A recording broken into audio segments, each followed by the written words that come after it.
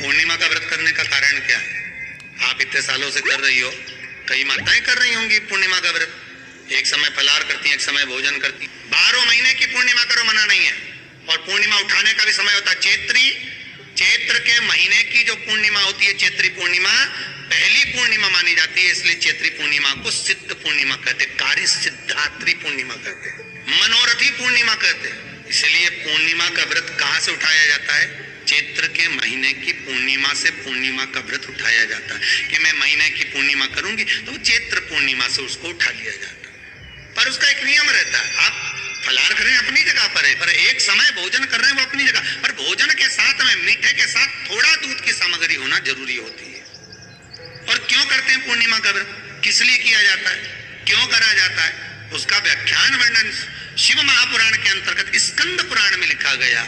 स्कंद पुराण में वर्णन किया है श्री वेदव्यास जी महाराज ने, कहा ये पूर्णिमा का व्रत इसलिए किया जाता है कि व्यक्ति का जब मन गलत भ्रम में जाने लगता है, मन जब गलत जगह पर जाने लगता है, तो ये मन को गलत जगह पर ले जाने वाला कौन होता है? तो कहा ये चंद्र होगा।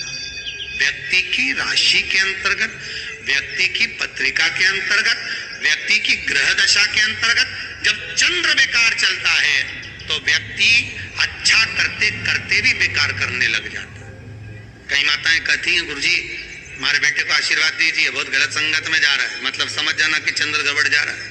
बेटी अगर गलत मार्ग पर जा रही है, ये किसी अन्य व्यक्ति की ओर आकर्षित हो, चंद्र गड़बड़ हो रहा है, उसका चंद्र कहीं जा रहा है। कोई पुरुष, कोई लड़का, कोई गलत मार्ग पर जा रहा है, चंद्र गड़बड़ हो रहा है। घर में जो क्लेश उत्पन्न होता है, घर में जो विवाद उत्पन्न होता है, उस विवाद को रोकने के लिए केवल चंद्र की ही, इसलिए तो पूर्णिमा घर की नारियां, हमारे हिंदू धर्म में यहाँ तक स्कंद पुराण में कह दिया, कोई रोग से ग्रसित ना हो, उसका पुत्र किसी रोग में ना पड़े।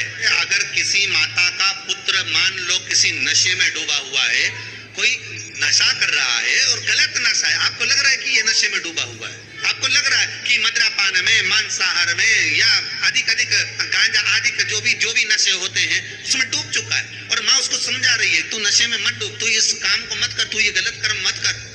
माँ उसको समझा कर हार गई।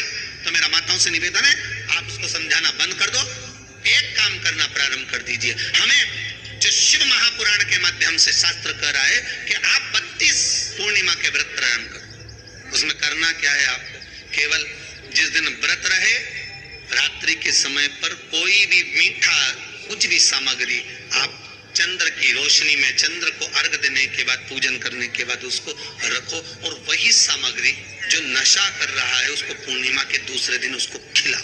आप धीरे धीरे खिलाना चालू करेंगे, जिस नशे में वो डूबा हुआ उस नशे से वो छूटना प्रारंभ हो जाएगा। 2 पूर्णिमा व्रत करके तो देखो, तीसरे में तुम्हें जरूरत ही नहीं, धीरे धीरे वो छूटना प्रारंभ हो जाएगा। वैधव्य नहीं होना चाहती है उस नारी को पूर्णिमा के कितने व्रत करना चाहिए?